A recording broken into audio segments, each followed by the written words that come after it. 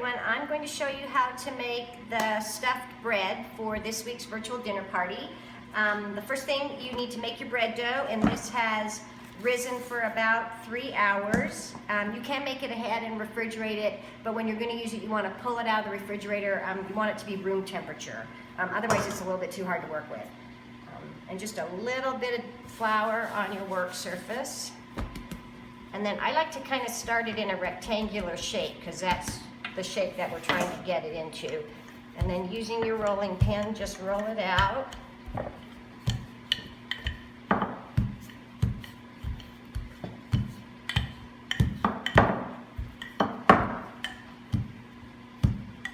You're probably going, I don't know, about 1/4 to 1/2 inch thick. And a little bit irregular is fine because we're going to fold it up. But once you get it there, stretch it out a bit. And then the first thing you want to put down is your sauce. And my husband calls this bread garbage bread because basically what I do is clean out the refrigerator and roll it all up inside here and then bake it, and we have it for dinner with mustard. But you can do whatever you want. What I had in the refrigerator today, I had this olive paste, and so I'm going to use some of that. And so you want to start with a sauce. So something that's going to give you some flavor and a little bit of moisture, but not too much. If you make it too wet, it will fall apart. You can always add extra sauce as a dip on the side. But we're going to start with the olive paste, and then I also have a little bit of pesto, so I'm going to put a little of that in there. And again, you want to keep your borders clean, because if they get with moisture on them, then they won't seal very well. So just a little bit of that. And then the next thing you want to add is a layer of cheese. And so this is Munster. And then I had a little bit of Swiss in the fridge also, so I'm going to add some Swiss chew. And what the cheese does is it kind of acts as a barrier with the wetter ingredients so it doesn't sog out your loaf. And then we had some ham, so I'm going to go ahead and add that. And then we also had a frittata, and so there was a little bit left over, so I'm just going to put that in.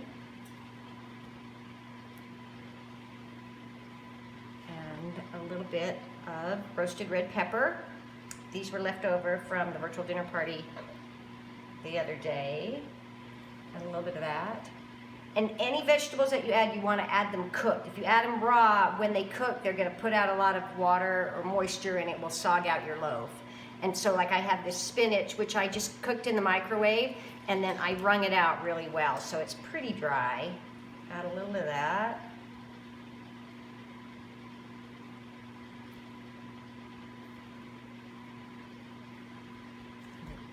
Keep it there. And then I'm going to add a little bit of tomato just for some tartness. But again, they're cherry tomatoes. And what I'm doing is I'm just bursting them so they don't put out too much liquid. Add a few tomatoes and these olives because we had them. So I'm just going to tuck them in there. Oops, that guy's escaping. And then we also had a little bit of feta, which I think will give it a nice saltiness. So a little bit of feta.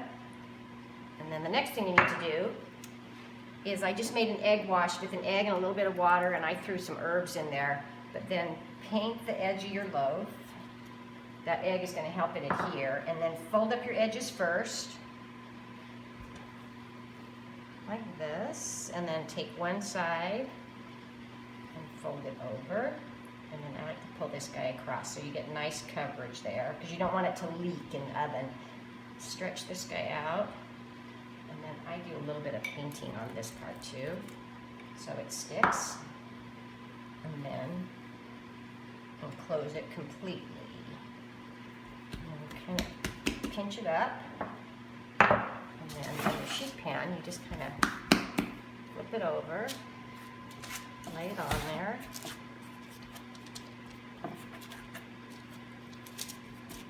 and then I like to give it an egg wash one more time, and I've just got chopped scallion and chive in there, just for a little bit of flavor, but mostly for beautification.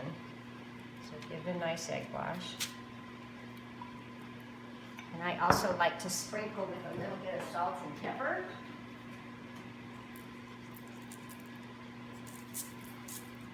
And then you toss it in the oven, bake it until it's nice and golden brown. Depending on what you put in there, it might take a little bit longer, but about 30 minutes, 350 degrees. And then when it comes out, you just slice it, and then we always serve it with a nice green salad or a nice side of soup and a little bit of mustard, and it's great. It's a great way to clean up your fridge and get a great dinner at the same time. Thanks, I hope you'll try it.